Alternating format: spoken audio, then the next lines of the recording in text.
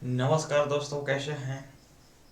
आइए झारखंड सीजीएल एवं झारखंड नागपुरी को देखते हुए आपके जो भी क्वेरी थी, जो भी जानकारी थी, मैं उसको पूरा करने के लिए झारखंड नागपुरी व्याकरण का जो भी विशेषण चैप्टर है, आइए उसके बारे में हम लोग देखते हैं। जो संज्ञा एवं सर्वनाम की विशेषता बताता है उसे विशेषण कहा जाता है। जो कोई शब्द किसी संज्ञा या सर्वनाम के बारे में कुछ अलग हटके उसके कमी बेसी, उसके रंग रूप अवस्था, उसके गुण दोष के बारे में यदि व्यक्त करे तो समझिए वो विशेषण है। विशेषण का भी दो पार्ट होते हैं, एक प्रविशेषण हो गया, एक विशेष्य हो गया।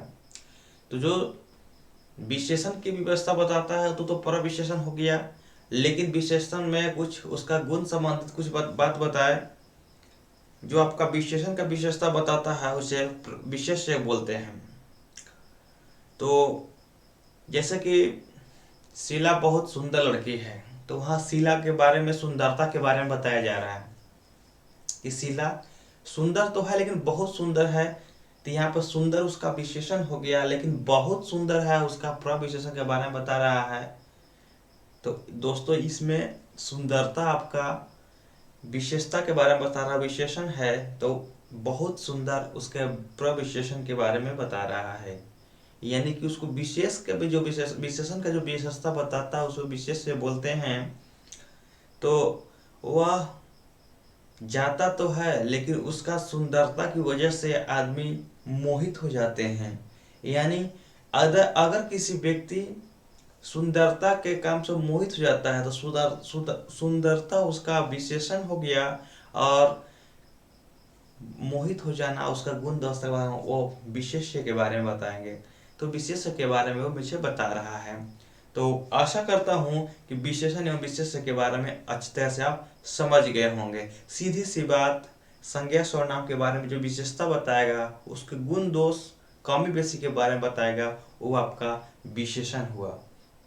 तो आइए, विशेषण का कुछ भेद है। स्वर्नामिक विशेषण हो गए नागपुरी व्याकरण के हिसाब से, संख्यावाचक विशेषण हो गया और गुणवाचक विशेषण हो गया। इस सब का आपस में पाठ है। मौलिक रूप से नागपुरी भाषा में 3 को बांटा हुआ है। तो आइए, जो पहला जो मैंने बताया पाठ, सार्वनामिक विशेषण, जिसमें आपका मौलिक सार्वनामिक होगा और दूसरा आपका यौगिक सार्वनामिक होगा।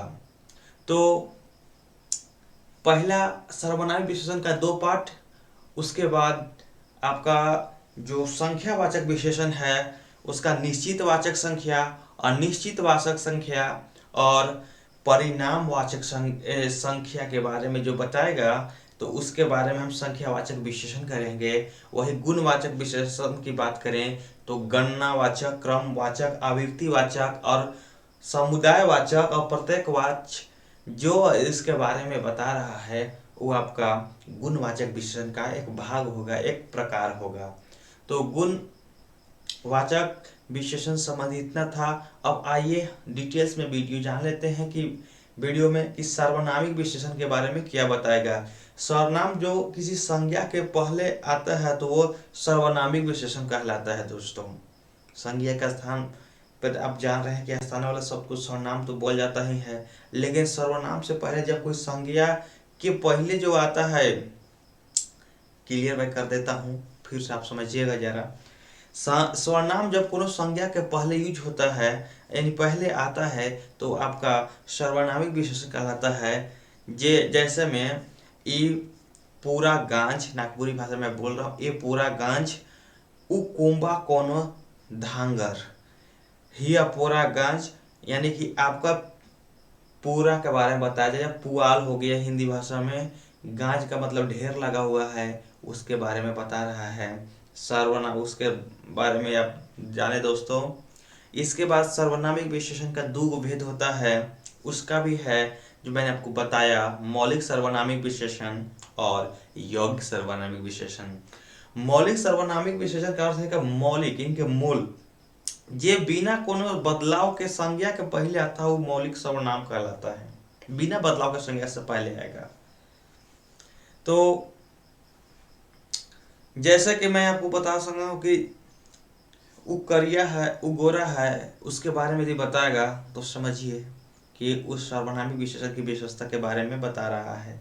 और उसके बाद यौगिक सर्वनामिक विशेषण के बारे में क्या है, तो यौगिक सर्वनामिक विशेषण जो है किसी मूल सर्वनाम में जो प्रत्यय के रूप में ला के बनता है। प्रत्यय कहें तो वे शब्द या शब्दांश जो किसी शब्द के अंतिम में ला के उसके सार्थक में बदल दे, उस अर्थक में बदलाव लाने की कोशिश करे, उससे प्रत्यय कहते हैं।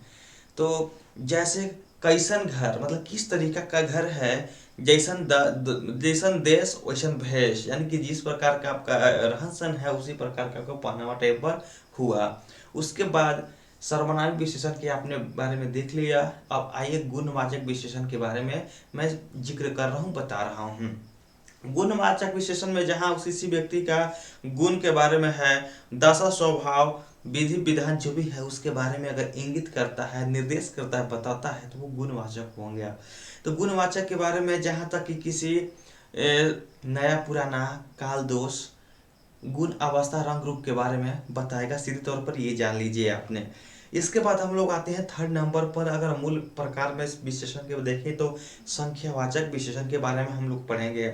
जिस शब्द से विशेषण के बारे में जैसे संख्या के भाव का बोध हो तो वो आपका संख्यावाचक विशेषण होगा। जैसे 4 बछरू, कोरी भर पैसा, सब छौड़ी, यानी मात्रा के बारे में बताएगा, संख्या के बारे में बताएगा। तो उसको हम सॉरी हम मात्रा नहीं बोल सकते हैं, संख्या काउंटेबल पोजीशन जिसको बोलते हैं गणनीय संख्या, उसके बारे में बताएगा, तो आपका संख्या वाचक विशेषण का होगा। इसके बाद हम लोग संख्यावाचक में भी आपका 2 प्रकार का हो गया, एक निश्चित संख्यावाचक विशेषण, एक अनिश्चित संख्यावाचक विशेषण हो गया। उसके बाद एक परिमाण बोधक संख्यावाचक। तो संख्यावाचक में जो निश्चित किसी संख्या के बारे में बताएगा तो निश्चित संख्यावाचक विशेषण कहलाएगा। अगर किसी के बारे में गिन के बता रहा है कि 4 आदमी 5 आदमी जो भी है 52 कार्ड के पत्ते या जो भी इस संख्या के बारे में निर्देश करा तो आपको संख्यावाचक बोलेंगे। यानी कि मैं आपको अगर निश्चित संख्या के बारे में बताएगा तो निश्चित संख्या, और अनिश्चित का मतलब कितने आदमी, वे लोग जो आपका किसा लोग तो हैं, संख्या तो बारे में बताया जा रहा है, लेकिन अनिश्चित के बारे में तो मैं उसे अनिश्चित संख्या वाचक विशेषण के बारे में कैटेगरी में रखूंगा। इसके बाद यदि परिमाणवाचक की बात हो रहा है, जहाँ जिस शब्द से जिस विशेषता किसी परिमाण किसी उसकी अवस्था के बारे में बताया जाए, तौला नापा के बारे में बताया जाए, माप तौल की भाषा में बताया जाए, तो परिमाण आपका वाचक विशेषण कहलाएंगे। जैसे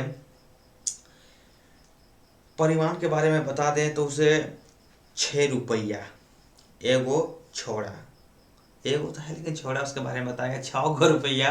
दिस इज द एग्जाम्पल, उदाहरण है आपका क्या चीज का, निश्चित परिमाण नहीं आएगा, ये आपका परिमाण वाचक सर्वनाम के बारे में बताएगा।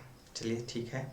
इसके बाद मैं देखूंगा नेक्स्ट कि प्रयोग के हिसाब से अगर हम जनरली रेगुलरली किसी बात यूज करते हैं तो प्रयोग के हिसाब से आपका परिमाणवाचक संख्या जो ये आपका विशेषण है, परिमाणवाचक संख्यावाचक विशेषण, इसका हम 5 प्रकार से बोलते हैं। एक गणना काउंटेबल पोजीशन के नाम पर, जैसे 1 2 3 4, ये आपका एग्जाम में आया हुआ क्वेश्चन है दोस्तों, गौर से देखिएगा।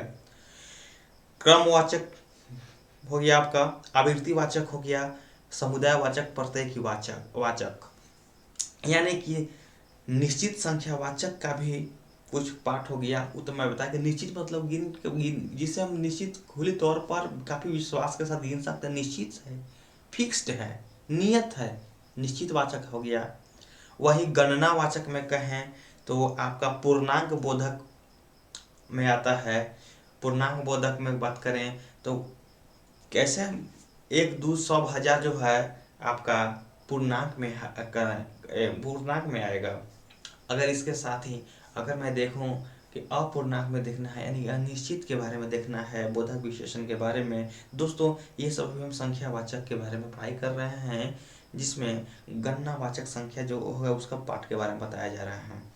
तो अपूर्णांक बोधवाचक जो है, जैसे हम लोग पहले बोलते थे बोलचाल की भाषा, पाव भर, शेर, अशेर, पौआ, उस सब के आधार में आपका अपूर्ण बोधक वाचक संख्या आपका विशेषण के बारे में बताएगा।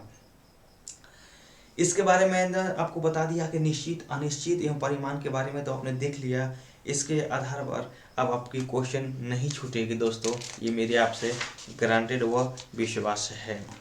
तो चलिए शीघ्र ही मैं दूसरे वीडियो के साथ मिलता हूँ। कृपया इसके आप देखिए, वीडियो को देखिए, विशेषण, विशेष्य, विशेषण के प्रकार के बारे में आप समझिए। कोई भी बुक अगर आपके MCQ झारखंड राज्य से रिलेटेड अगर है, चाहे कोई भी है जिसमें भाषा के बारे में पढ़ना है, आप उससे उठाकर बने, नहीं बने तो आप वीडियो कमेंट में उसे लिखें। मैं कहा जरूर ही जरूर आपके लिए सरल और उपाय वीडियो देखूंगा। तब तक के लिए मिलते हैं नेक्स्ट वीडियो में। जय हिंद, जय भारत।